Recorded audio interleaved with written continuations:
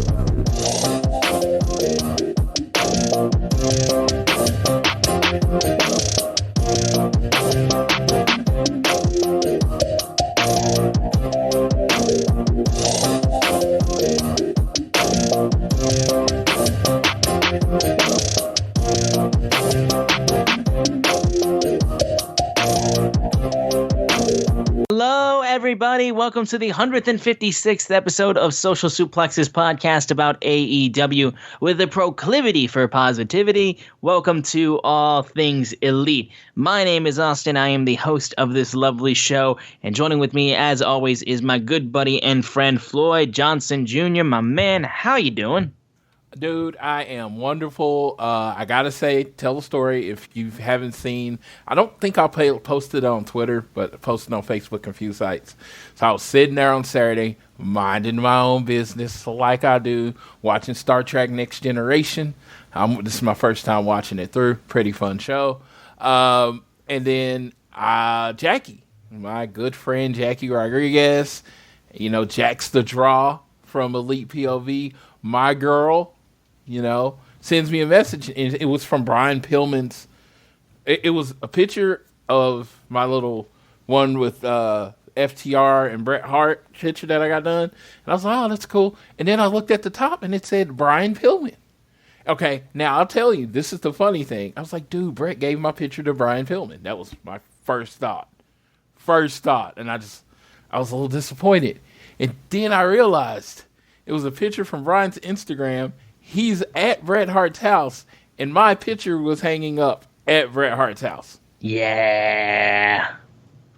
Dude, there's this small boy between 10 and 15 that, lived wrestling. I mean, I love wrestling now, but, this dude, seriously, when I broke wrestling figures and I wasn't somewhere where I had my toys, I would use my hands to make wrestling matches. That's how much I love wrestling. And that guy that was 10 to 15 years old, that was freaking in love with wrestling, that person inside me flipped the fuck out on Saturday. Something from my brain that I came up with, that I had someone do, and I shout out to D Topola. If anybody, y'all can go out and support her, or you have any artwork you want to get done, it's at D_Topola, TAPLA on Twitter. I will shout her out forever, because you've heard about people. You go to an artist and you tell them what you want, right? And so many people, what comes out is not what they want, right? Mm-hmm. She went into my brain, massaged my idea out, put it on paper, and then made it better. And then gave it to me. And it was like $50. Which I told her, and hate me if she does charge more now. Because I told her, I'm like, you're not charging enough for this. Yeah. She put it on, and she puts out this masterpiece, and I think it's awesome. And I've done this before. I've thought something was awesome in my mind, and then I say it, or I give it to somebody, or I tell them, and it was like, and they're like, oh, it's cool. And they kind of give you the shoulder shrug. But then I gave it to FTR, and they was like, this is fucking cool. This is fucking awesome. They love it. Dax fucking puts it at the top of his bar. Crazy how awesome this is. I'm like, life, for me, like life-affirming type shit, right? Mm-hmm. I know this might not mean to anybody else. So you give them that, and it's great. And they say, hey, I want to sign a copy and give it to Brett. So I go and give it to Brett, and I'm all excited for him to get it. And this dude no-sells me on the highest level. I mean, like, puts it to the side. I thought the shit was going in the trash. Swear to you. Thought it was going in the trash. I'm like, Dax and Cash signed it for you. I'm super excited, telling them everything. I probably was talking. I probably said too much in a short amount of time because I wasn't trying to hold up the line. And maybe he didn't even comprehend what I said. But it was like, And then he just kind of grabbed it. Didn't look at it. Just kind of grabbed it and put it in the pile. So I'm like, dude, he's just going to take this pile and throw it away. Cool. But I didn't let myself get down because Dax and Cash loved it. You know, I got mine signed with Brett, so it's all signed by 3. It's going to be my signature piece as far as my wrestling collection as a freaking loser that loves to collect wrestling stuff. But then you find out, oh, you completely read the situation wrong. He liked it, and he liked it so much he's putting it up in his house. Exactly. So it took that moment that I had in March, April, whenever the WrestleMania was, and it completely flipped it. Now it's like, oh God, I'm Bret Hart, and he's liked my picture, and it's kind of like that little person inside of me is going exploding. This 41-year-old overgrown child is exploding, and I literally was just beaming with a smile for 4 hours. My heart beat rate started going so fast. I literally asked Jackie, how long can I let it go like this before I tell someone that I'm basically having a mini heart attack from being excited? I'm trying to type to Dax and Cash, and I guarantee you, I missed like 4 words or 5 words because I'm just blah, blah, blah. They didn't reply because it's like probably just gibberish. You know what I mean? Right. Dude, because I'm just so happy. I was just so happy it happened. And oh, God. Yeah. So that was my Saturday, and that was pretty cool. And then Monday or yesterday, I got the Elite Crate. And I'm going, if you have not gotten your Elite Crate and you don't want to be spoiled, which I've never understood spoiling the Elite Crate because, you know, you're still getting it. So I never understood the people like, don't spoil it. I'm like, it's a box. It's a box of stuff. You're going to still get the box of stuff whether I tell you what's in the box of stuff or not. But whatever. But on this one, you got a Jericho and Hangman All Out poster. This will be the first poster I'm actually keeping because I was at All Out for the first world title. And hopefully, at some point, I can get them both to sign them. But I personally think this was the best box that they've done. Yeah. Because the CM Punk shirt, it's him bleeding from Revolution. I think. Oh, yeah. Probably my favorite shirt now. It's probably my favorite shirt that I own. It's gonna, like, I was talking about the shirts I've worn most, and I was like, the CM Punk video game shirt is probably the shirt I've worn most. This will probably end up being the shirt I won most. It's CM Punk, dog collar, blood. I was at the show. All great. Britt Baker's shirt's amazing. That's another shirt. Okay, you get a Wardlow 8x10. I love the Jade keychain. I've actually already put it on my keys. The Malachi Black pin. Then you got an Evil Uno brawler. I've already promised those 2 things to other people. You got the acclaimed headphones and a Proud and Powerful sticker and a Dark Volume 2 DVD, which, you know, I don't really use DVDs, so whatever. But, yeah, I just thought from top to bottom, this is the best one they had. Like, very little, for me personally, there was very little, I'm just going to give this crap away stuff. Mm-hmm. Like, last time, I kept the 2 T-shirts. I literally gave everything else away. I just kept the T-shirts because I just didn't want it. So, no, it was, so yeah, it was pretty cool. So got that. So yeah, we talk about all things Elite. So that's some kind of, that is another Elite part of the day that I didn't cover. And I also went toy hunting and found nothing. So man, that's a good day. No, it's really, honestly, there are some I found that there is a guy here or some guy, he is a like toy hunter shopper. Yeah. It literally beats me to everything. and it's not. It's just that's what he does. He knows when the shipment comes in and at the stores around us, and he's there right when they come out. I've had stuff that they just put out, and they'd be like, "Okay, these are already gone." That's nuts. And it might be a she. I might be mispronouncing. He, she, or they. Some person is going in there, and they destroy me on that. So I will probably never get a chase from my area because there is someone that is on top of it. Gotcha. But no, but you know what? I am good. Life is good right now.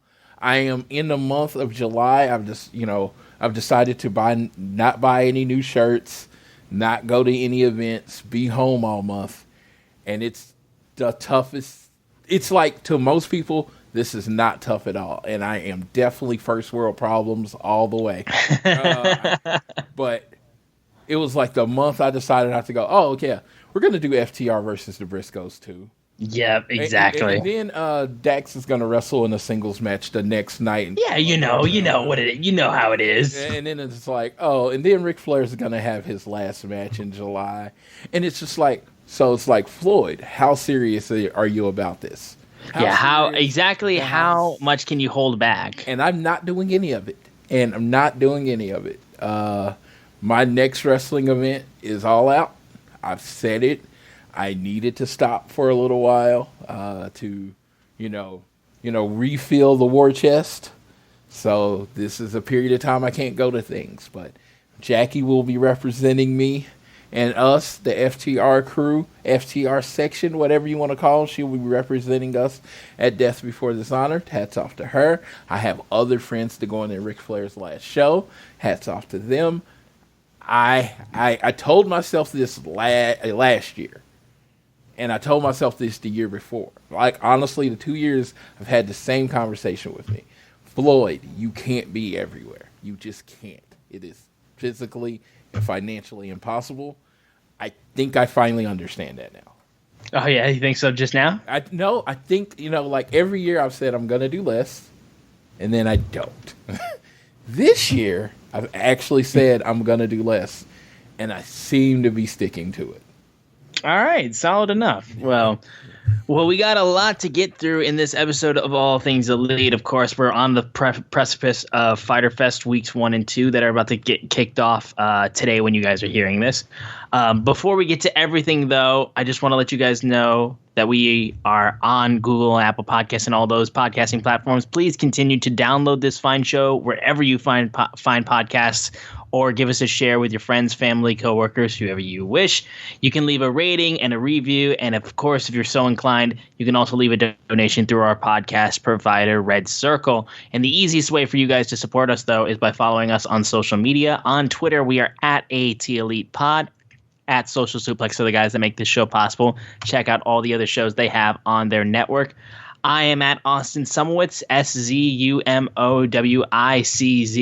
Floyd is at Floyd Johnson Jr. on Twitter. And, of course, we've got a big news item on the calendar for AEW-related stuff. Our big news of the week is the fact that we are finally going to get the location and the on-sale date for this year's All Out. So, Floyd, do you want to give us a little bit more details on that? This is a shout-out to one specific friend of mine. I don't even know if he listens to the show. It's at the Balor Club guy. Anytime AEW or Tony Khan tweeted anything for the last month and a half, he says, where's All Out going to be and when do tickets go on sale?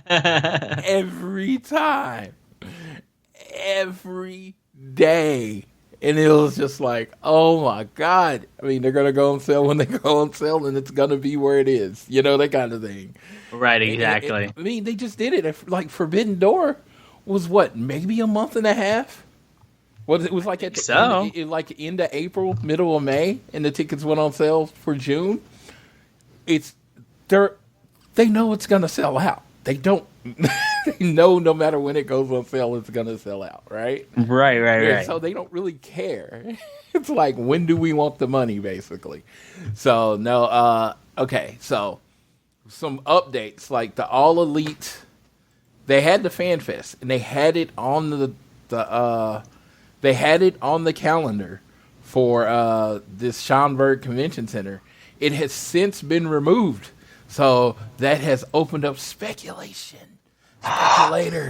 that AEW, it might not be in Chicago. I had friends say, "Oh, it might be in Toronto," and I'm like, okay. So this is for me. This is let Floyd talk to you, and the uncle thing has been taken by Dax. So let Cousin Floyd talk to you for a second. Right. Cousin Floyd had done this a few times in my life. A few times. All Out. And I will take this if I'm wrong. We will start the show with me apologizing. All Out is going to be at the Now Arena in Hoffman Estates. Fan Fest is going to be at the Schaumburg Convention Center. Fan Fest is going to take place on September 2nd and 3rd, 2022, with All Out taking place on Sunday, September 4th, from the Now Arena. I'm telling you this because I've been saying it for, a month? How many times have I told you it's going to be in the same place? A lot of times, a lot. So I'm just going to put your head to rest because this is the whole thing. If they were going to completely change the city and the way they do things, they would have announced it by now. If they were going to be doing their first show in Toronto, they would have announced this at Forbidden Door, and tickets would have been already on sale. They don't have to do it because they know they're going to the same place, and it's going to sell the same amount of tickets. They'd rather you be buying tickets to Death Before Dishonor and all the other shows leading up to All Out because they know All Out's going to sell out. They don't think it, they know it. So why would you stress out and really worry about putting tickets on sale when you know it's going to sell out? The arena's only 11,000 seats. On average, for their pay-per-views, they have 20,000 people wanting tickets. On average.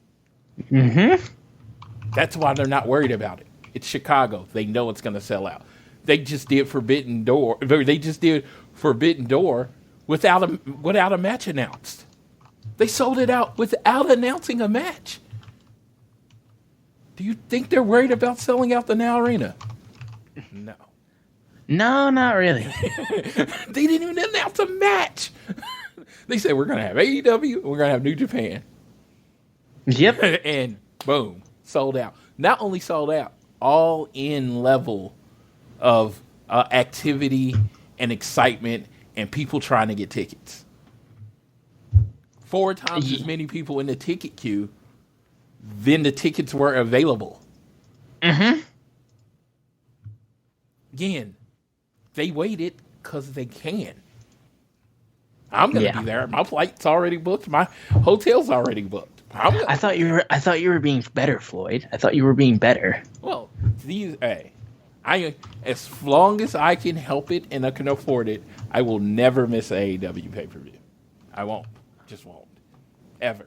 I haven't that they have allowed fans in because I have to make that disclaimer because of the dark days of Double or Nothing 2020. Okay. It's the one pay-per-view I've never been to. I've never missed one, and I never plan on it unless something happens. I'm not one of those people that if someone dies, I'm like, I'm still going All Out. No, I will skip it that year. I see. Okay. I will. I mean, it's just if I have the time off and can, I will always be at the show. Okay, well, fair enough.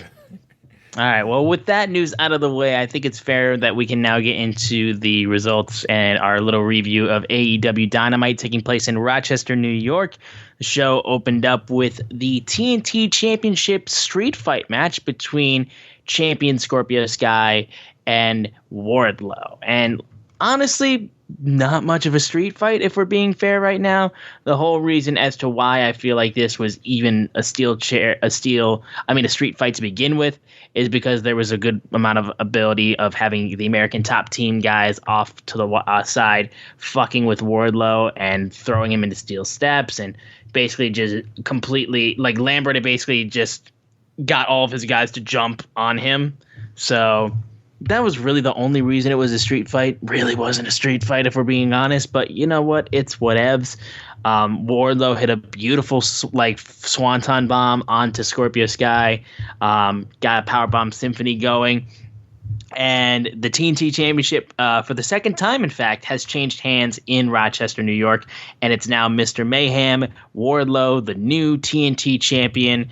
I will say to Scorpio Sky, thank you for being the guy who took it off of Sammy Guevara. But now the TNT Championship is on somebody who can, who is white hot right now and can really elevate that title. Because I love Scorpio, but he wasn't booming at this point in time. Like, if it was back in SCU time era, then maybe I think people would be for it.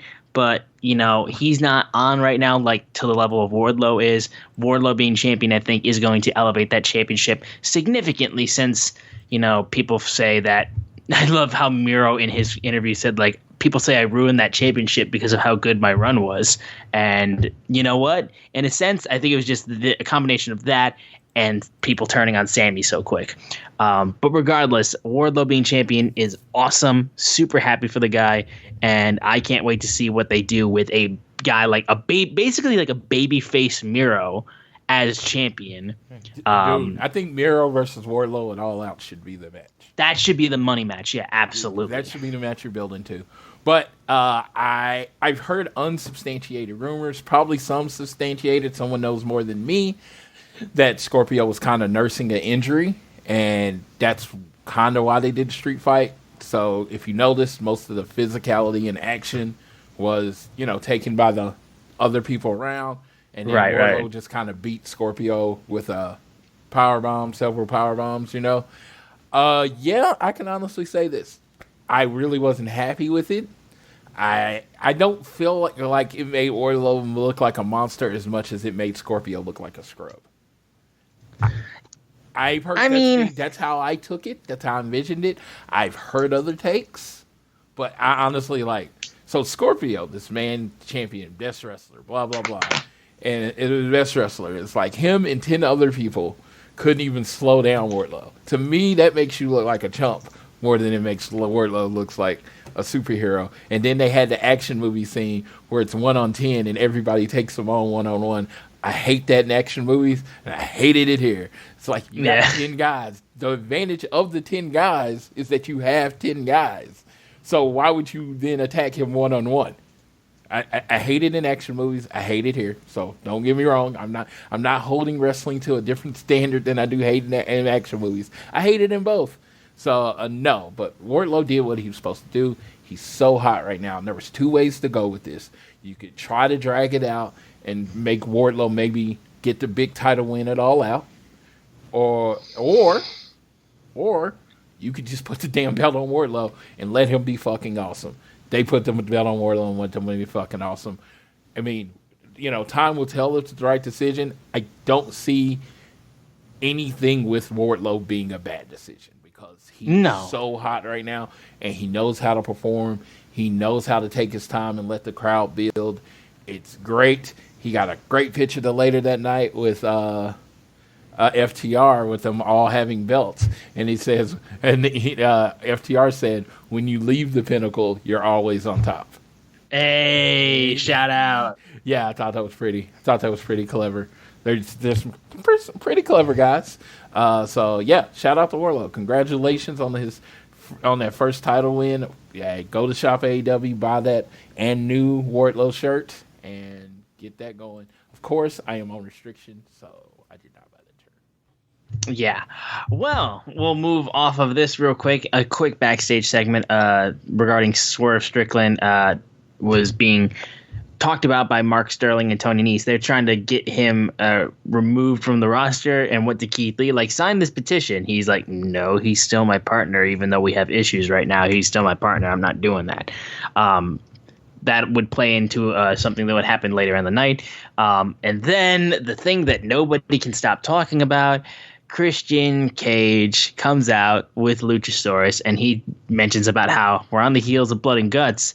I'm the Cage that everyone's talking about, and people are demanding answers on why Luchasaurus decided to align with me.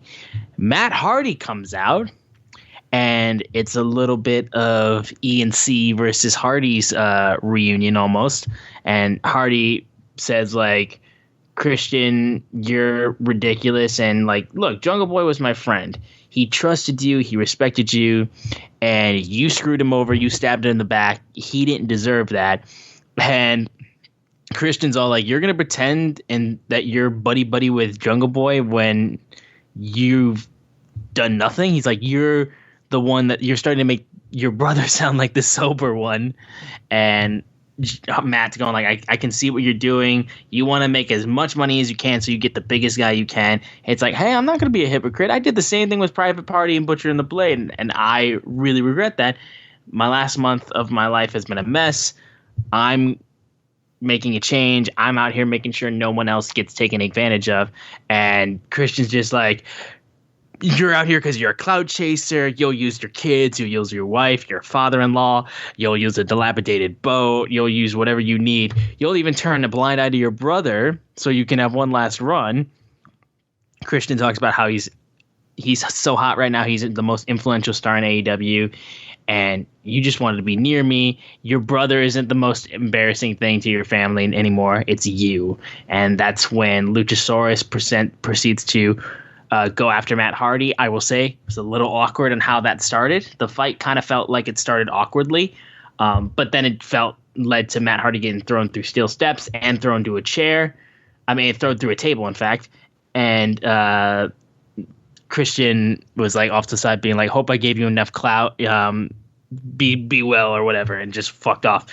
Christian, no one can stop talking about Christian, man. This dude on his heel level of like just going after all the things that you shouldn't go after, but in a way that's not as similar as like what MJF would do, where he'd be like so obnoxious, where Christian just says fucked up shit with the utmost conviction. Like there's an element of joking, like where he's fucking with you, like that MJF does. Christian, like when he talks, he believes every word he says. So Darby Allin was my favorite wrestler. I had to kill my favorite wrestler after Cody left, and the announcement was in February. Well, Darby, I love you, but you're going back down to 2 after a 5-month run. My new favorite wrestler is Christian Cage. He has my loyalty forever. Just based on these promos, I'm just like, the conviction in which he delivers said promos. I don't know how he does them without laughing. Right. Yes, because they are so fucked up that I would just like, I would say it, but I would have to giggle. But the conviction that this man lays out these promos and like he believes them, and like nothing in me doesn't believe that Christian Cage absolutely hates Jungle Boy. And has always hated Jungle Boy, and was waiting for this time for him to realize he couldn't use him anymore for money, so he could screw him over. The only problem I had with this promo, one problem I had, right? The one thing we were promised with the promo, we didn't get. I wanted to find out why Luchasaurus turned on Jungle Boy. Yep, we still don't know yet. We still don't know. And listen, that's Matt Hardy's fault. He interrupted at the wrong time. That is all that enabler Matt Hardy's fault. Damn. Did I call him that, or did Christian call him that? Yeah. I didn't call him anything.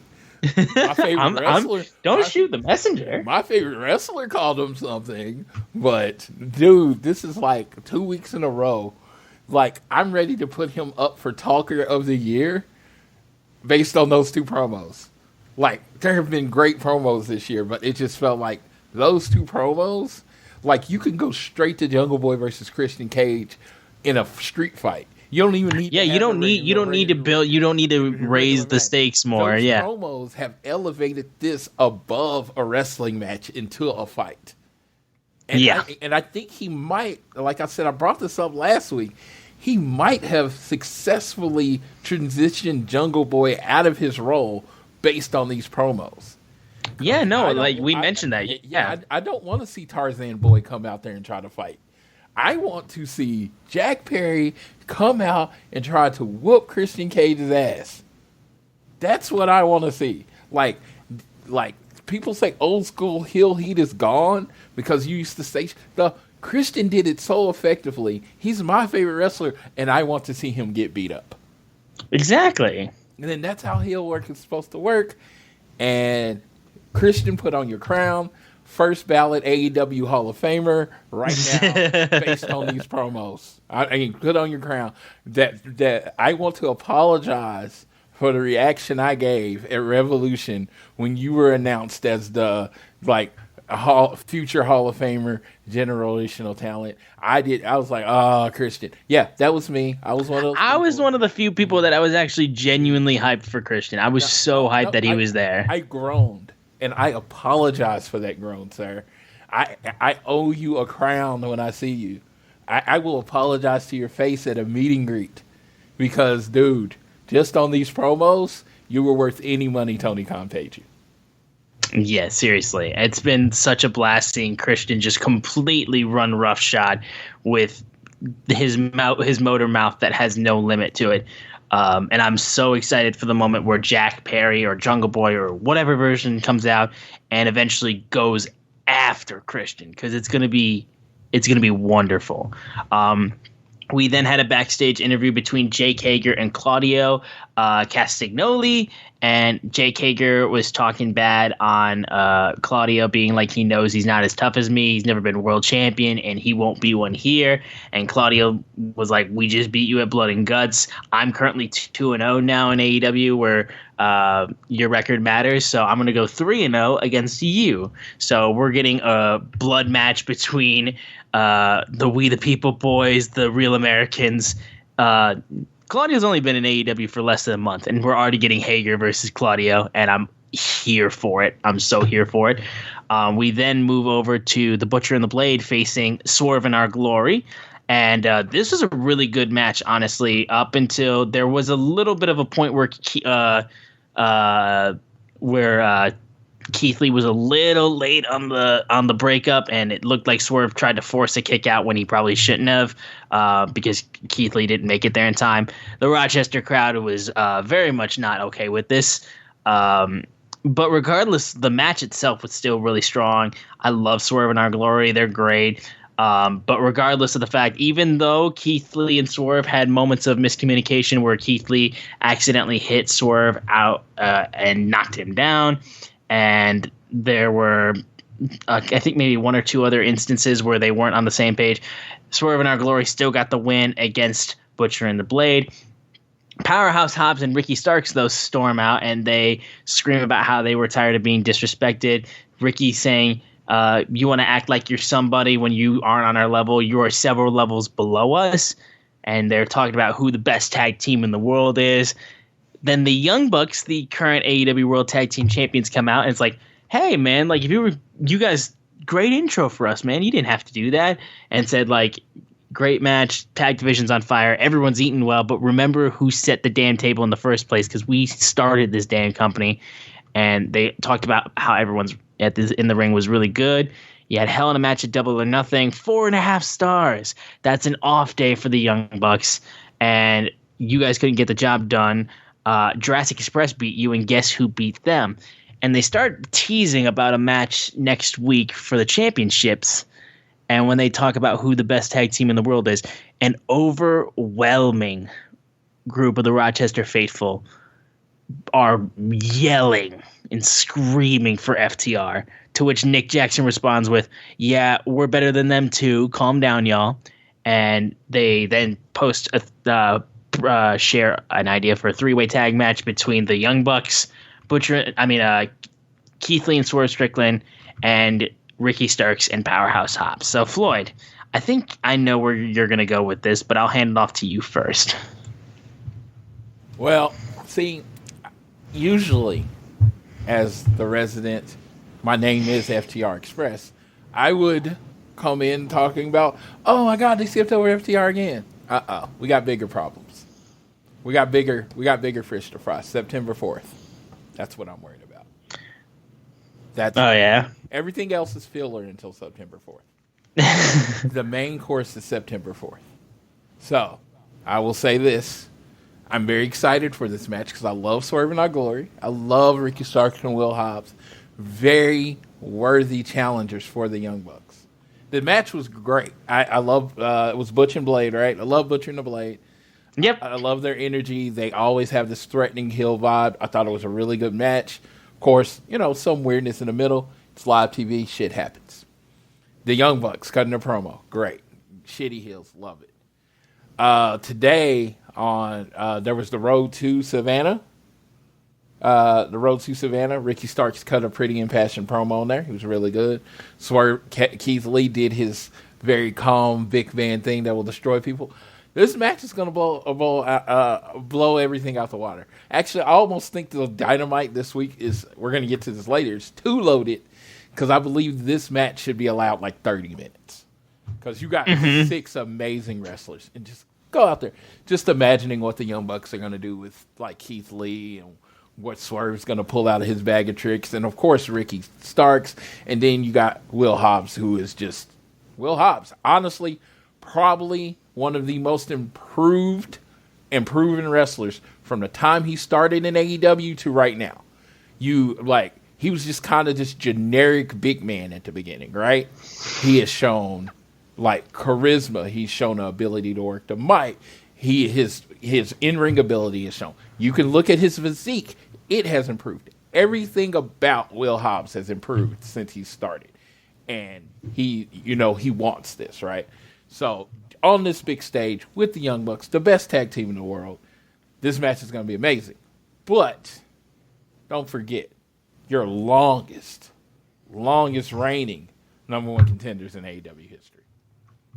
They've literally been number one contenders longer than they held the tag team titles. Quite amazing, honestly. Yes, dude, longest reigning number one contenders in AEW history, September 4th. I don't care who the other team is September 4th.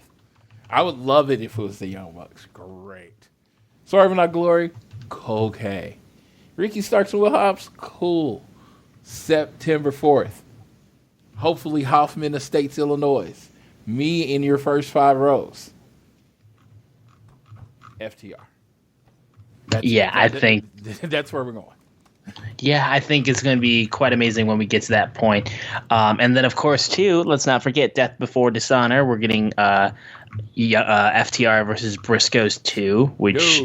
Dude, if you can't go, if you don't live anywhere, you live in Lowell, Massachusetts, July 23rd, if you can't go, I understand. Get on VR Live. If you're out of the country, get on Fight TV. Order that shit. I mean, the first match was 5 stars. Do you think they're going to settle for 5 stars this time? Oh, no. Yeah, I'm seriously, do you think these 4 men that love this more than anything, are going to settle for 5 stars?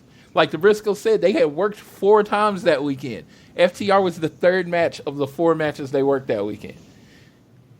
Have you seen a lot of Ring of Honor shows? Nah, they've been on a little Impact Kansas recording schedule. They're going to be fresh. FTR is going to come in the best shape of their life. All those 4 are about to tear this world down. They should main event this pay-per-view. And we're gonna do a preview for it. Because next week when we record, it'll be the 20th, and it'll be a 4 day. We're gonna do a complete preview of Death Before Dishonor. But I'm just saying, how's FTR? Who are you gonna bring in with Gresham that should main event over FTR and the Briscoes? Yeah, I don't know who you're gonna do. I'm just like, who do you have that should main event over 2 of the best tag teams in the world going at it for a second time after a 5-star match? I really don't have anybody. Yeah, I'm just saying. This is no disrespect to Jonathan Gresham. I think he's super talented, and he is a great ROH champion. Don't get me wrong. This is no disrespect to Jay Lethal, and Samoa Joe is literally one of my favorite wrestlers of all time. I mean, no disrespect for them. But to me, is it disrespectful for saying John Cena and The Rock should have went on last at WrestleMania? No. It's not disrespectful for me to say FTR and the Briscoes should go on last on ROH. No, and let's be fair here, CM Punk versus Undertaker should have went on last. Or at least for the second time around. The second time around. I mean, yeah. I mean, honestly. It was like after I saw John Cena and The Rock the first time, let's be real, I never needed to see that match again. Exactly. It was an incredibly average match. It was an incredibly average match, and I was like, okay, The Rock won. Cool. Let's never do this again. And they promised me that it was going to be once in a lifetime, and they lied. They lied. Yeah. All right. Well, anyways, up next, we had an in-ring interview with Eddie Kingston, who gave a congratulations to Wardlow, and he also congratulated everyone on our team who won at Blood and Guts, even Claudio. Nice that he's like, see, I'm a good boy. I'm growing up. I'm maturing. And he talks about how he still hadn't gotten everything that he wanted from Chris Jericho. He said, you made me a liar, Chris. I didn't taste your blood. You didn't bleed at Blood and Guts. So I'm still not going to stop. Chris Jericho then appears on the screen and says, like, you want to taste my blood? It's like, you want to get crazy? I'll show you how crazy I can get. And Ty Conti is there with the rest of the JAS, and they're beating up on Ruby Soho, and Ty Conti, and they grabs a car door, puts her arm through the car door and slams it, and then they run off as Ruby Soho is laying there and has got a messed up arm. And yeah, that's fucked. But I will say, though, thank you for giving me another women's feud that's not based around a championship. I like that. I would like a Ruby Soho Ty Conti feud. I would very much like that. And once again, Chris Jericho and Wardlow still got problems that they are not going to stop until Kingston kills him. And yeah, I thought, like, you know what, this at least, the thing that kept, like, that made me really enjoy this was at least the fact that, like, okay, we have a feud, a women's feud that isn't for a championship. So, like, that increases the women's feuds that we have on AEW, which I appreciate, because right now, like I said, you've got whoever, you've got Jade Cargill and Athena, and who are off and again, on again, feuding. You've got Thunder Rosa when she's champion and she's feuding with Marina Shafir. And then you've got the always popular and always consistent Serena Deeb and Hikaru Shida. So if this turns into a feud, which it should, I mean, Ty Conti literally fucked up Ruby's arm, and I would like to see her get some revenge on Ty. Then that would be great. So that's the main thing I took away from this, at least. Dude, I am so looking forward to it. If I talk about Will Hobbs being one of the most improved wrestlers, you put Ty Conti in that list too. You have because Ty Conti is what I thought she was in the WWE and what she has proven to be in AEW. Like, no, it's nothing. I mean, she is. If you see, she's just a performer that goes at it. So I'm really looking forward to seeing what her and, of course, Ruby Soho can do. I've always been a fan of Ruby Soho. I always thought she can work. So, yeah, building up this feud is great. Ruby went over to, I believe, England, Australia and worked this week, I believe. I don't know. I wasn't really sure where she was. But she wrestled a lot this week. So, you know, good. I think she wrestled Billy Starks. And that was, from what I understand, or she attacked Billy Starks or whatever. But, yeah, I want to see Ruby more. I want to see her on my TV more. Same. I think there's just more room for more women's matches. I am not one of those people that are going to be like, it needs to be 2 women's matches or it needs to be 3 women's matches or whatever. I just think there's just room for more. Yeah, and I like consistently having multiple feuds that you can kind of go between. That's the main thing. Like, I'm fine, like I said, like I'm not too upset with, like, you know, a 2-hour show just having like one or 2 women's things happening on the show. Because again, we're not dealing with a 3-hour show where you can have multiple women's things go on because you have way more time. So I'm not too bad about that, but I do like having more feuds. So having more feuds, at least that you can pull from, I do like. So like I said, I hope they have this consistently go for a while, because I think these two could do really well against each other. And then we had a Dark Order segment. this was a nice little Rochester, New York, fun little segment. The Dark Order comes out. Brody chants are ringing through the arena. John Silver says how Dark Order is in Rochester, which is Dark Order country. And Evil Uno talks about how everyone, thank you for showing up and supporting us. And we have important news. The 6 of us are here to stay. Dark Order is forever. A new chapter is beginning. And it's going to be with a proclamation, who then proceeds to give the mic to -1, who then QT Marshall comes out and decides, I'm going to pick a fight with a child. And QT's being like, yes. Yes, you big enough to get in the ring. Oh, yeah? 10-year-old can get beat up too. Equal opportunity. Okay, sure. And he's like, QT brings it, like, okay, yes, your dad's from Rochester. He's a legend, but you take after your mother, which, okay. And he's like, you know what? I didn't bring my friends out here, -1. And so why don't you let your friends go away and we'll face each other man to man. Hangman's music hits and he runs out. And then they start beating up on QT Marshall and they kick the shit out of him. And then -1 eventually gets up top and says, I would pin you right now, but I'm going to wait till I'm 18. So basically, the proclamation that they were leading to was that, hey, when -1's old enough, he's absolutely wrestling for AEW, which I don't even think you needed to make a proclamation for. I think we kind of assumed that much. I just think they wanted to do some because it was Rochester, Dark Order country, and Brody. No, absolutely, yeah. No, but so we're pretty sure QT can take -1. I'm pretty sure. I think the Dark Order knew, so they attacked him before he could get to him. But just know, QT can take a 10-year-old.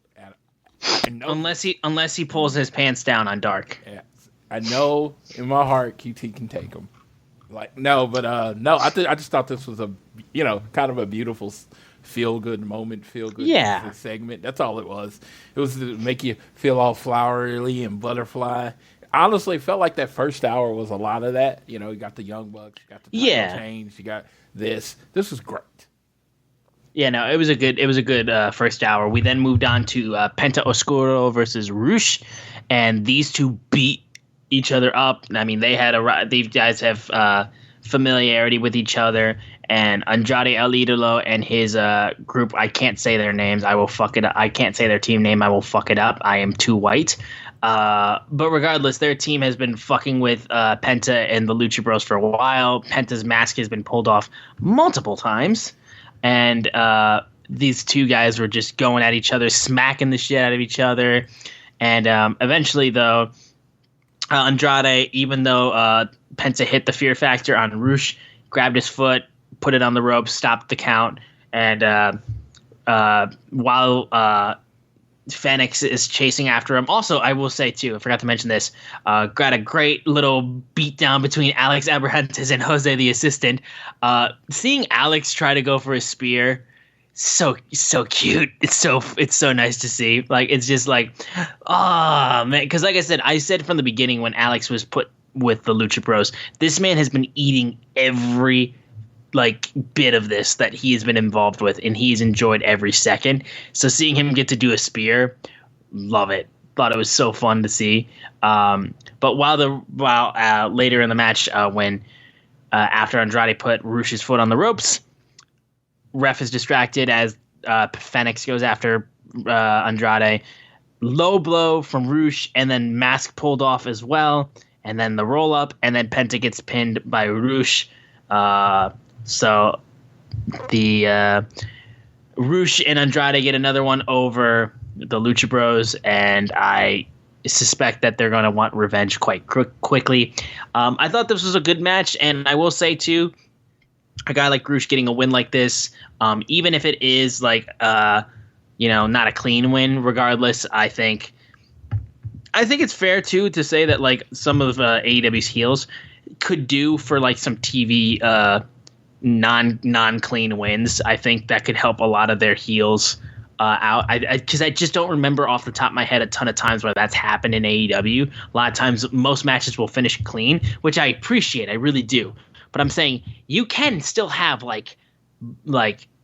gimmicked finishes and stuff like that, like what we had here. So don't feel like you have to always have it be like a clear definitive winner all the time, which I think is just a good thing to notice. It's like, don't go full Monday Night Raw, but like you can dip your toe into it a little bit, at least to give some of your heels some needed wins. And I think Rush is the kind of guy, like, he's not too familiar on AEW television right now, so giving him a win like this definitely helps. And it helps Andrade too. It helps his group as well.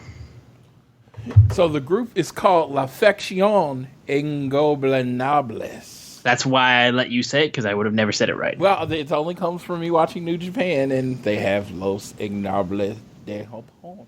I can say De Japón. That's about it. No, but you can just call them LIJ. So you can call them LFI. There you go. All right, LFI. Fair enough. You can call them LFI.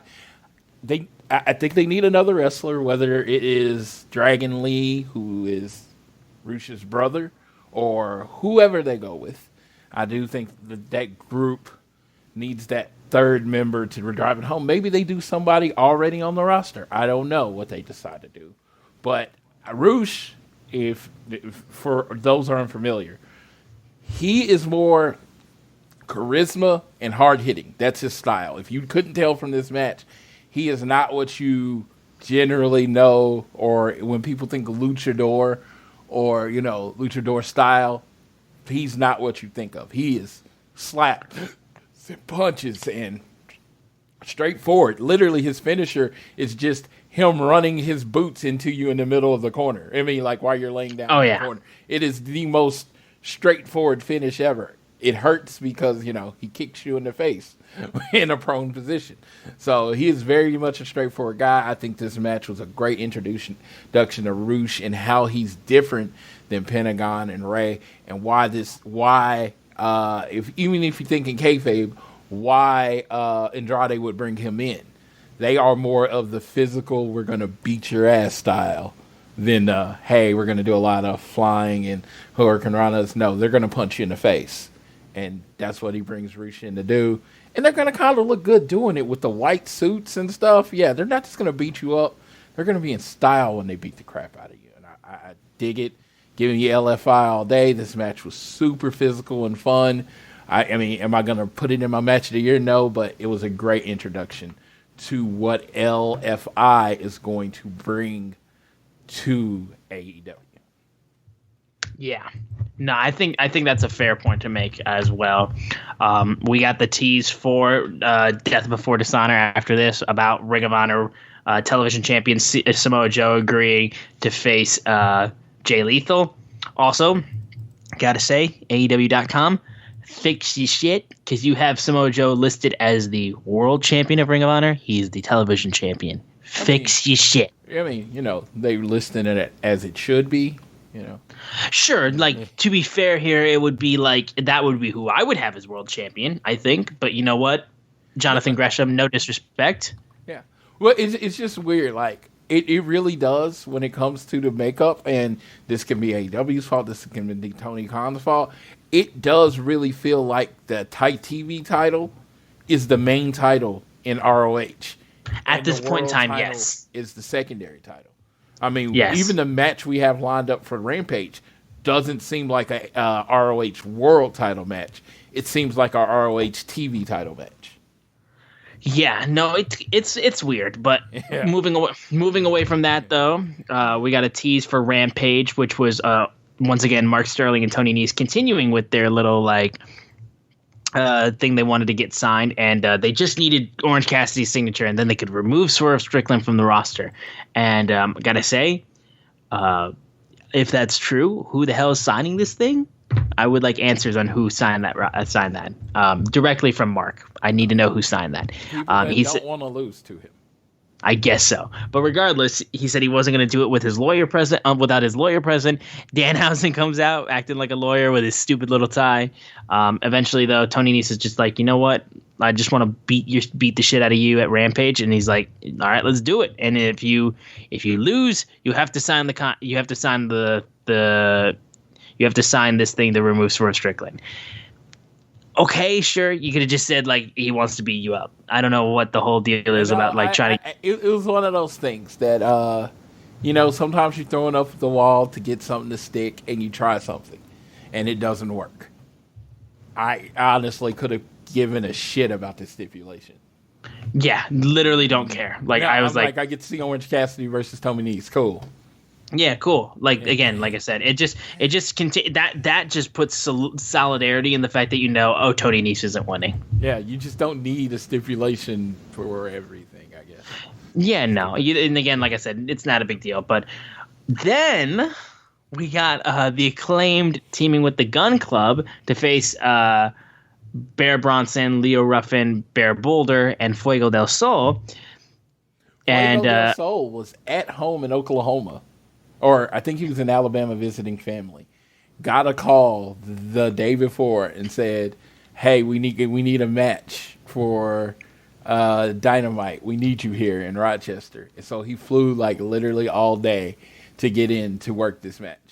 That's crazy. But the match opened up with Max Caster coming out to do a rap. And then immediately was in the mic taken away from him. I believe it might have been Colton Gunn who took it away from him. It was Austin. It was Austin. I didn't want it to be Austin because he shares my name, but you know what? It was Austin. Your boy. Yeah. Regardless of the fact, though, the match was itself, it was just fine enough, I feel like. Yeah. But what it led to was basically the mic drop was about to be landed on Bear Bronson. And Austin Gunn tagged himself in and proceeded to steal the pin after the mic drop was hit when he tagged himself in. And he stole the pin, got the win for the team. But the Acclaimed and the Gun Club were arguing. Eventually, though, they started beating the shit out of the Acclaimed. Billy Gunn gets in the ring like, "The hell are you doing, you stupid pieces of shit?" And Bowens kind of walks up there, and then he just Max walks up there, and then he just blindsides him.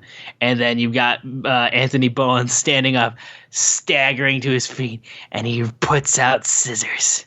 He puts his fingers out in the scissors motion, and Billy teases and then knocks him to the ground and just completely fucks him up. And the Gunn family reunited, and they turned on the Acclaim. "No, you've robbed me of scissor me daddy ass. You fucks." I mean, this breakup is worse than anything. This is worse than Johnny Gargano and Tommaso Ciampa. I mean, this is the worst breakup in AEW history. Daddy ass scissoring, those are great. I mean, he had the pink shoes on. It was everything. And, he got it. It was, but blood's thicker than water. Blood's thicker than water. I guess so. So disappointing. Broke my heart. Yeah, I mean, if I would have known this would have happened, I would have enjoyed those moments of scissor me daddy ass way more when I was in person at Double or Nothing and Detroit and all that kind of stuff. Acclaimed have been leaning face for about 3 months now. A little bit, yeah. And they had been getting face reactions for about 6 months. People would groan when Max would, say some things, but for the most part, it was like 80% cheers. You know what I mean? So it's like the Acclaim had been leaning this way for a while. I mean, their catchphrase is "everybody loves the Acclaim" because they kind of do. It's like everybody kind of loves the Acclaim. I mean, how do you hate Max Caster? How do you hate Anthony Bowens? You really can't. They're really lovable people. You can kind of dislike them and that was a cheap shot, but for the most part, you love them. It's a true statement. Everybody it's not like where it's like it's very much like, I don't know. It leans more on the fun side than it does I'm trying to murder you with bars and shit like that. Yeah, and I remember when the North Carolina thing happened, literally most people came out on, Max had to go away for a little while, but a lot of people came back on Max's side after that. They're like, I mean, that's what he does. He's supposed to say talking shit. Exactly. I mean, that's what everyone knows he doesn't mean. I'm glad that people turned around on it. Yeah. Yeah, and then it's just it went his popularity and the love for him went way up after he had to go away. What a lot of people thought was kind of unjustified. So, Love me some X-Caster. I'm looking forward to this. Kind of feud right here because, Austin and Colton really haven't been in a feud, and the Acclaimed. Yeah, no, not really. The Acclaimed have been kind of middling too. So it actually gives most of these teams something to do. And I hope they get some time to show what they are because I think Austin and Colton are really good. And I do think a lot of it gets taken away from them because of who their dad is because they are actually good wrestlers. Yeah. And then Max and Bowens are they just bleed charisma, and Anthony Bowens is a great wrestler. And, they're really good too. It's just kind of gets lost on people because, they are so charismatic. Right, exactly. We then moved on to we had a backstage promo for Miro and who's calling out Malachi Black. Oh my God, yes! Like Miro and Malachi Black, that's gonna be the shit. And them in the 4-way match for the All Atlantic Championship showed me that yes, I do love it when these two fight each other. So give me singles action, I will very much appreciate that. And then we had the best tag team name, Thunderstorm, of Thunder Rosa and Toni Storm facing off against Nyla Rose and Marina Shafir. I will say I enjoyed heavily in this match Nyla Rose's input on it. I thought she did a really good job. She can sell too, like really, really well. Like I gotta say, like there was this spinning DDT that she took that she sold like super well. Like I will vouch for Nyla. Like any chance that you get, she's awesome. This was a solid women's tag match. I love the pairing of Thunder Rosa and Toni Storm. I thought they did a really good job. I think Marina Shafir is slowly getting better and better the more that she gets out there. And I thought this was pretty good. I thought this was a really good match. I thought that they went the wrong way on the win.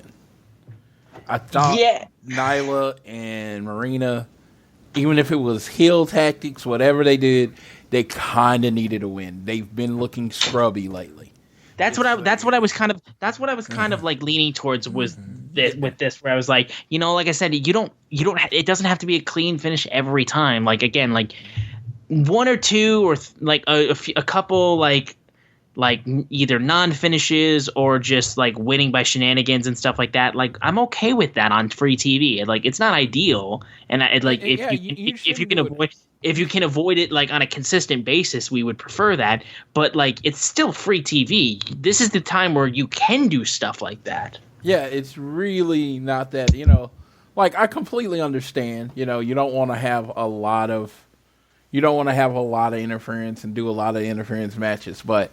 Like, literally, like, how's this a feud? Marina lost to Thunder. I think Marina lost to, good Lord, what's her name? Thunderstorm, Toni Storm. And then I think, like, Nyla lost to, I'm like, how's this a feud? The bad guys have lost every match. It's not really a feud, right? I don't know. I don't think it's got to be a situation. The good guys losing in a tag match probably wouldn't hurt either one of them, and it'll give those heels a little more bite because it's like you have Nyla, you have her as a threat. She is she's the big woman in your division, power bombs, all that kind of stuff. But if she loses every match on TV that matters, people are going to stop taking her seriously. Yeah, and like I said, that's why I'm vouching for her because she's still really good. And again, like protecting her can do you a lot of good because of like how she can consistently elongate feuds because of her convincing stature and how well she does in the ring. Yeah, big person versus little person. That's a storyline you don't have to. That's a story you don't have to like. It's very obvious to the audience. David versus Goliath. It's story as long as old as time. So let Nyla, be Nyla a little bit. And yeah, if Thunder Rosa and Toni Storm had some kind of miscommunication and Nyla hits a powerbomb and gets a 3, it's not really a big deal. Yeah, exactly. It's not an issue with me, or if like there's just a referee distraction and you do something, you get the roll up or whatever. Like it still protects the babyface. That's why you do it. Like, again, it protects your baby faces while still giving wins for your heels, who a good amount would do well if they got something like that. So don't feel like you have to have clean finishes on TV every single match, because every once in a while, on free TV, it is fine to do that. Like, don't feel like you have to, because you're playing to the hardcore fans who scream about how they hate raw non-finishes or countouts and shit like that. It's okay occasionally, but after that we had a backstage segment with Jade Cargill, where they brought out Layla Gray, who's going to be an interim badly, basically, to go up against, so they can make her 3-on-2 against Chris Statlander and Athena. So yeah, so there was that. We had a backstage interview with Daniel Garcia about his match at Death Before Dishonor. Dishonor for Wheeler Yuta's Pure title. It was fine. Dax Harwood and Cash Wheeler had a promo for their match for Death Before Dishonor, and which was amazing. It was great. Yeah. I mean, you want to be kings, you got to take down kings, and it was like basically they got that first win. But to really establish their legacy, to really be great, they need to get the second one. And I like that they built up. It was very good that they built up the importance of the match, that they built up the idea that they needed to win, that kind of thing for their legacy. Like, every match with FTR means something so much more, because they do such a great job of building about their legacy into every promo. Yeah, absolutely. And then we went to the main event, the interim AEW World Championship match between Brody King and Jon Moxley. Brody, once again, just shows how big of a motherfucker he is. Like, just really bringing Moxley down and slowing him down, and just doing great work of just, like, using his size. I loved how, like, well he just moves. Like, when he went for a cannonball senton at one point and Moxley got out of the way, like, it is the scariest thing in the world to see a guy like that move that quick and just flip back into there. Moxley proceeded to get as gritty as he could, like clawing his nails into Brody King. Mox even got a superplex onto Brody King at one point. Eventually, though, after beating him down a little bit, and Brody King got a pile driver and was still not able to get the job done. Moxley then was able to dodge a splash from Brody, paradigm shift, hammer and anvil elbows, and then got a chokehold. Basically, then Brody flattened Moxley, and he proceeded to still hold on to the bulldog and choke, and the match was stopped because Brody King could not continue. Moxley with a nice win to defend his interim AEW World Championship, and it was a good way to close out the show, honestly. These two did a really good job. I thought this was my favorite match of the night, and yeah, I'm glad that Moxley's getting to do these big matches with fans in attendance as AEW World Champion. Interim. Yeah, you're the one that should especially remember that. That's your guy. No, but this is exactly what you thought the match was going to be. Very physical. I've seen better big man versus Mox matches, but I thought this was good. It was a great first defense. It established Brody King as a threat. I honestly think they could have let Brody King just do a little more, personally. But I did think this was really good. And, when he does fight the bigger people, he usually beats them with the bulldog choke, which I think fits right into Mox's personality, as in his wrestling style is I will do anything to win. Yeah, I don't absolutely. care what it is. I have a finisher, yes, and I like my finisher, but I'm going to do anything I can to keep you down. Every match is a fight. Yeah, no, I definitely do think that works the best with Moxley, where it's just like, he will do what he needs to do. And again, like I said, he works so well with that role because, again, like, he's not trying to be like goody two shoes. He's going to be a blood curdling badass, and just do what he needs to do to win a match or to just inflict violence, which it's on brand for him. So I thought it was a good performance for him, and it was, like I said, a really good way to close out the show. And then I will say too, the big thing that a lot of people were talking about too when it came to Rampage that took place was the fact that Eddie Kingston and Konosuke Takeshita did a fucking great match. And honestly, Konosuke is slowly becoming one of my favorite AEW wrestlers not named CM Punk. Like, this dude, I love him. He is slowly becoming everybody's favorite wrestler not named CM Punk. The amount of tension and the buzz that's built around him has been pretty remarkable, and I have actually enjoyed it quite much. I think he's good. Everyone knows me. I hate repeating it. I watch wrestling from an emotional sense.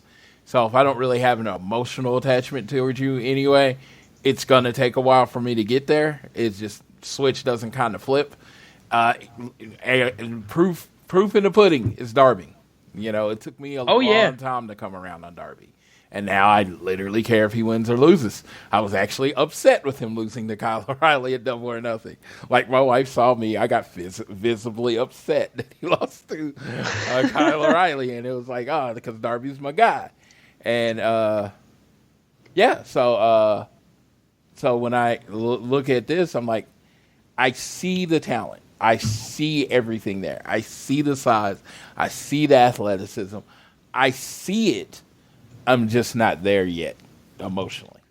I think it's just like, again, like I said, it's the way that he's presented himself. And again, like I said, like, in a world where there's so many like popular Japanese wrestlers that people are attached to, and a guy like Konosuke is able to come on AEW television, not have like crazy amounts of buzz around him, like from New Japan or anything like that, or have like, say he did like, he had a great feud with Okada or Tanahashi or Naito or something like that, and people were just like, okay, this is a Japanese guy that apparently AEW is vouching for, and they still got behind him as hard as they did. That's the thing that's selling it with me, at least, because like I said, he's getting matches with Eddie Kingston, and like, he's getting incredible reactions against a guy like Eddie Kingston who is over like Rover. Like, this dude is like getting great reactions when going up against a massive fan favorite like Eddie Kingston. That to me like shows that there's something really special with you. He's not there for me yet. I still love like guys like Darby and guys like Keith Lee and stuff like that.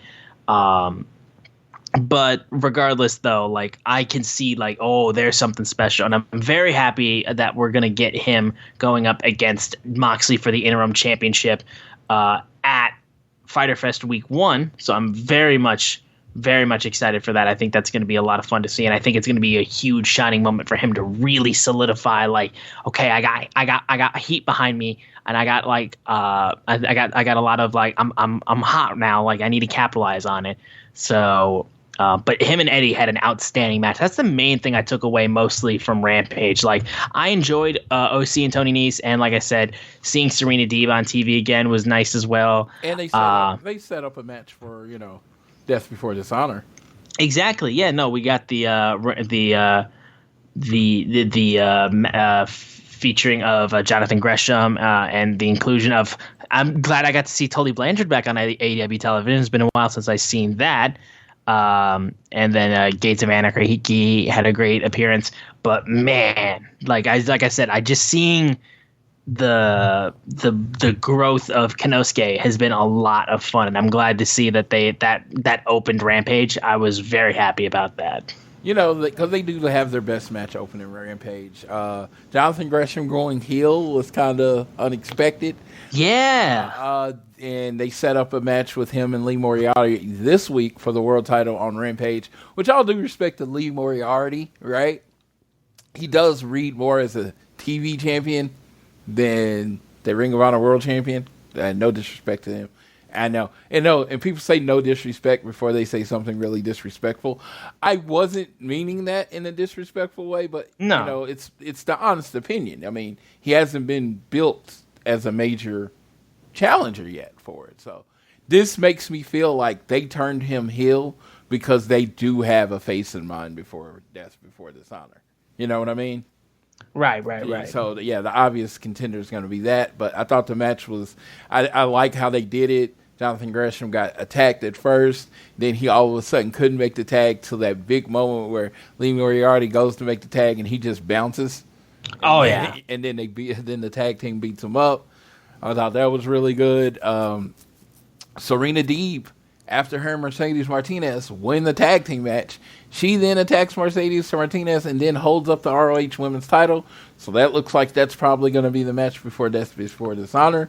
Serena Deeb versus Mercedes Martinez. And then, of course, the main event, Orange Cassidy did his thing against Tony Nese. Tony Nese is a great wrestler, is a really good wrestler. Actually, he's a great wrestler that can put on really good matches and then lose. That's what he's there for. It's like he's going to win his matches on Dark, but when he's on TV, he's going to lose. And that's what he did. And Orange Cassidy looked good. Tony Nese looked good, but Orange Cassidy wins. And that sets up for stuff going to next week. Yeah, but regardless, though, I think that's all we have to say on Rampage from this week. But we can get into our preview for everything announced for Fyter Fest Night 1. We have a TNT Championship match between Wardlow and Orange Cassidy. Like, oh my God! Like, what a first defense for Wardlow. Like, going up against a guy like Orange Cassidy, who's hot and he's got the 2 wins. And it's funny, Orange Cassidy reply on tweet to this. He says, "It's going down. I'm yelling timber." Nobody's better at being Orange Cassidy than Orange Cassidy.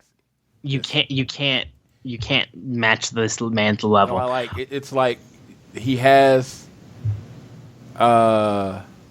he is just such on a different level of he understands his character on a way that no one will ever understand their character. Yeah, seriously. But we are also going to get, of course, the 3-way tag match for the AEW World Tag Team Championships between the Young Bucks, Swerve in Our Glory, and Team Taz, Starks and Hobbs. The Claudio versus Hager match, We the People, collapses before our very eyes. Anna Jay and Serena Deeb are going one-on-one. We're hearing from Chris Jericho. We'll also hear from Christian Cage. Thank God. Evil Luchasaurus is going to be in action. And then, of course, another interim World Championship match, which is actually labeled as an eliminator match. Jon Moxley versus Konosuke Takeshita.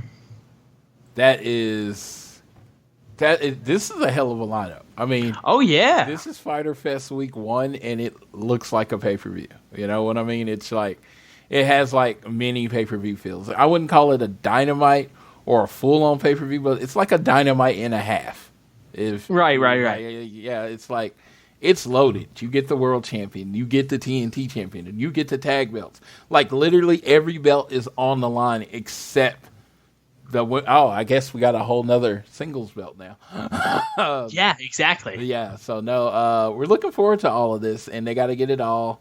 We got to get it all in, and I think the expected great match is the triple threat tag, right? I think so, yeah, because it's a Young Bucks triple tag. Match. I think Hager and Castagnoli could steal the night. Why? Because you've seen Swagger versus Cesaro, but you're about to see them in AEW where they get to create and let themselves go. I would be really disappointed if it looks a lot like their WWE style. Yeah. It's like, I think, the reins are off. You're allowed to create. You don't have to paint by numbers anymore. You got this blank canvas. You have this new boss. Show us a beautiful picture. And like a physical, violent picture. You know what I mean? Like, y'all are two big old jack dudes. Yeah. Please. Go out there and bump some meat, as Big E would say. Please, yes, absolutely. Like, really lay into each other. Like, I think it'll produce a really good match in that regard. But yeah, that's pretty much all we have because, like we said, we talked about the location and sale date. So it's looking like All Out this year will be at Hoffman Estates. It will be at the Now Arena. So that's really... Yeah, and TK did mention this week, I just wanted to throw this out there. If they do a Forbidden Door, if it's called Forbidden Door, it will always be stateside. Yeah. So if they do a show, they can do a AEW New Japan show in New Japan, but it's going to be called something else. It might just be one of their regular pay-per-views. They might do a special, but if they're doing a Forbidden Door, it will happen in America. Yeah, and I think though it's like if New Japan was to do an AEW New Japan show in Japan, I think they would call it something different. Yes. I mean, and they can call it what they want, and they're going to make, book it and make all the money, and I want Japan to get one. It was just like, even in my head, as someone that's like, kind of wants to go to as much as he can, I was like, man, I would have to, if they do a Forbidden Door in Japan, unless I have like a lot of notice, I won't be able to go, Right, exactly. But now that I know Forbidden Door is only going to be in America, it goes on the schedule. Yep, you know what? So keep an eye out for that, I guess. Yeah. All right, well, I think that will do it for this episode of All Things Elite. Guys, thank you so much for sticking with us and listening every single week. Please make sure you guys continue to download this fine show on Google or Apple Podcasts. If you listen to us on Spotify or any other podcasting platforms, please give us a share with your friends, family, coworkers, whoever you wish. You can leave a rating and a review, and if you're so inclined, you can leave a donation through Red Circle. We are at AT Elite Pod on Twitter, at Social Suplex are the guys that make this show possible. Check out all the shows they have on their network. I am at Austin Sumowitz, SZUMOWICZ. Floyd is at Floyd Johnson Jr. on Twitter. And with all of that out of the way and all of that said, I will go ahead and pass off to Floyd, who will take us home on this episode of All Things Elite. It's going down. I'm yelling timber. No. We got an exciting couple of AEW shows next 2 weeks for Fyter Fest from Savannah, Georgia. Make sure you check out BTE this week. My boy Rosario Grillo from TSF, he bought the Young Bucks bought him a pair of shoes. So you can see that go down, which is pretty cool, pretty generous of the guys. I've always heard they're good dudes, so that's cool. But I will say this, be nice to people. Honestly, it's like I haven't seen like anything other than the regular, normal, nasty stuff on Twitter. I'm afraid I'm becoming numb to it, and I don't want that to be happening because mean people are still mean, and you got to acknowledge that kind of shit. But yeah, I kind of scroll past the stupid shit and move on to what I care about. But be nice to people. Tweet them nice. Tell your people, give them the flowers while they're there. If you appreciate them, you love them, tell them now. I always see Adam Pearce. He tweets out every day, love someone today. I will leave you with that. Love someone today, love someone this week, and let the people know that you love them because, anything going to negative, just let people know you love them. It makes them feel good. I've never heard somebody say, this person told me all this awesome stuff about me, and it affected my day not a bit. No, just tell people nice shit. Be nice. All right, and I'll leave you with the way I always leave you. Whether it's home, work, or school, always do your best to be elite.